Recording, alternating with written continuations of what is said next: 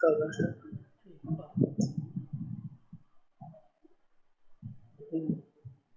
तो इस प्रेजेंटेशन में हम बात करेंगे बरिंद्र कुमार घोष के बारे में।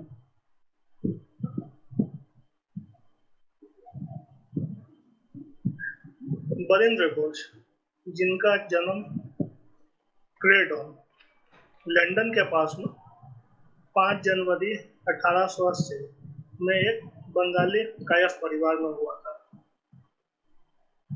इनके पिताश्री डॉक्टर कृष्णधन घोष एक फिजिशियन और एक डिस्ट्रिक्ट लेवल के सर्जन थे।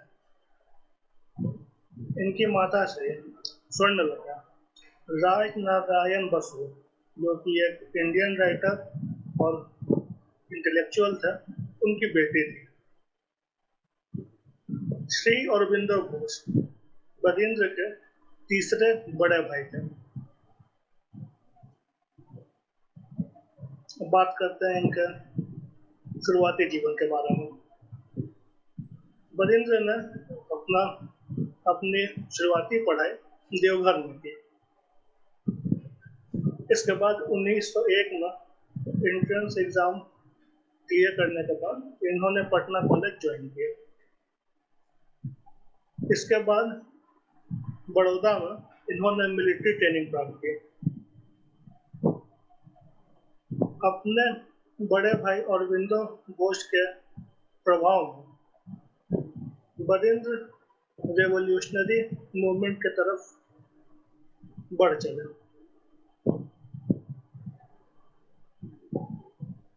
बरिंद्र 1902 में कलकत्ता वापस आए और उन्होंने बहुत सारे रेवोल्यूशनरी ग्रुप को ऑर्गेनाइज करना स्टार्ट किया जतीन्द्रनाथ बनर्जी के सहायता से।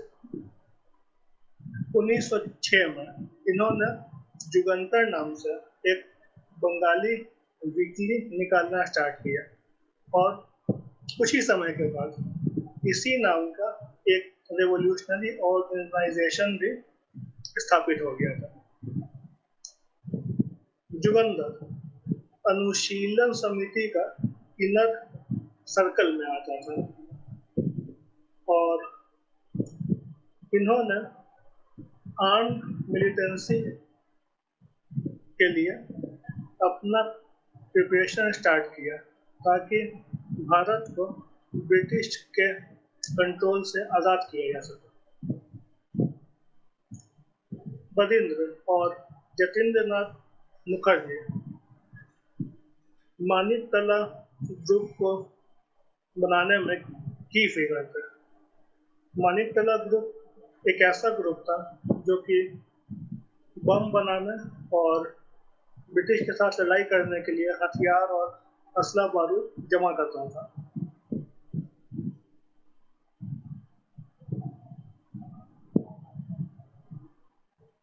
मुजफ्फरपुर कॉन्स्पिरेसी केस, जिसमें कि खुदीराम बोस और प्रफुल्ल चाकी इन्वॉल्व थे, इनके उस केस के बाद पुलिस का इन्वेस्टिगेशन बहुत ज़्यादा गहन से होने लगा कि आखिर इनके पास उस तरह के बम कहाँ से आए। तो इसी तरह का जब पूरा गहन खोजबीन हो रहा था तो उस दौरान उन्हें मानिकतला ग्रुप के बारे में पता चला, जिसके कारण से अरविंदो और बरिंद्र घोष को 2 मई 1908 को गिरफ्तार कर लिया गया। इस केस को अलीपुर बम केस के नाम से जाना जाता है, जिसमें अरविंदो, बरिंद्र और पुलस्कर दत्त इनिशियली तीनों को मौत की सजा दी गई थी। लेकिन इसके बाद देशबंधु चित्तरंजन दास उनकी मदद करने के लिए सामने आए और अपने सारे स्किल और एक्सपीरियंस को इस्तेमाल करते हुए उन्होंने इनकी सजा को मृत्यु दंड से कम करा के आजीवन कारावास में परिवर्तित करवा दिया। इसके बाद बरिंद्र को सिल्वर जेल या काला पानी अंडमान में 1909 में भेज दिया गया। जब वो सेल्युलर जेल में थे तो विनायक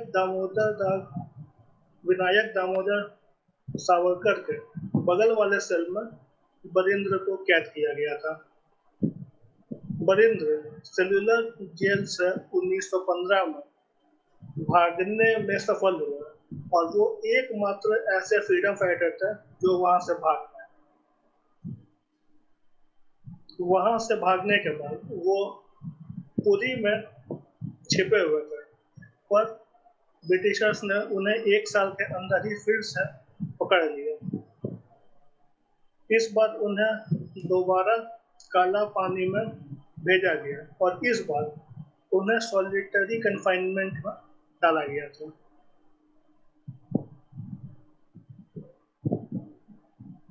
5 साल के बाद 1920 में उन्हें काला पानी से रिहा किया गया। जेल से बाहर आने के बाद बरिंद्र वापस कलकत्ता चल गए और जर्नलिज्म में अपना करियर स्टार्ट किया। उन्होंने अपनी एक किताब भी लिखी, the tale of my exile 12 years in Andaman, जिसमें इन्होंने काला पानी के अपने 12 साल के एक्सपीरियंसेस के बारे में बात की। 1923 में कलकत्ता छोड़कर वो पौंडीचेरी के लिए प्रस्थान कर गए, जहां उनके बड़े भाई अरबिंदो घोष ने श्री अरबिंदो आश्रम की स्थापना की थी। वो अपने बड़े भाई के स्पिरिचुअलिटी और साधना के तरफ या उससे बहुत ज्यादा प्रभावित हुए।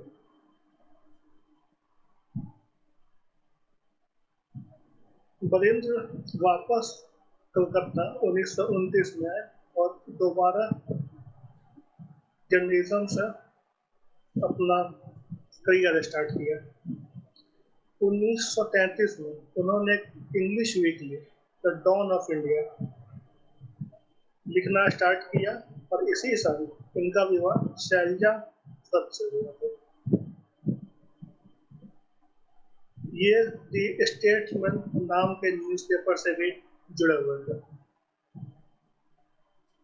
1950 में ये एक बंगाली न्यूज़पेपर दैनिक बासुमती के एडिटर बन गए और आखिरकार 18 अप्रैल 1959 को इनका स्वर्गवास हो गया।